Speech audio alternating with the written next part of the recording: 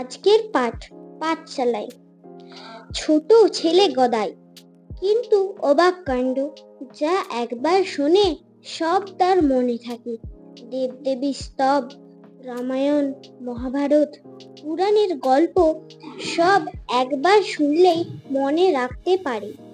হয়তো যাত্রা দেখে এলো বাড়িতে, এসে সব গড়গড় করে বলে যাবে, একটুও বাদ যাবে না, কোথাও ভুল হবে না। তবে একটা মজা ছিল, গদাইয়ের নিজের যা ভালো লাগতো তাই মন দিয়ে শুনতো আর মনে রাখতো। যা তার ভালো লাগতো না, কারো সাধ্য ছিল না তাকে তা শেখায়। চেষ্টা করেও তাকে তখন নামটা শেখাতে পারা যায়নি। অঙ্ক, হিসেব এসব তার ভালো লাগতো না।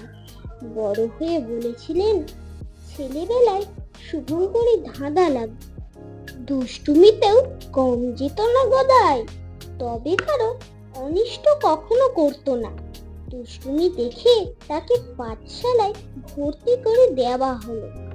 পাঠশালায় থাকলে দুষ্টুমি হয়তো একটু কমবে। আর পাঠশালায় বাড়ির কাছেই, লাহাবাবুদের নাট মন্দিরের বারান্দায় একজন গুরু মহাশয় পড়ান।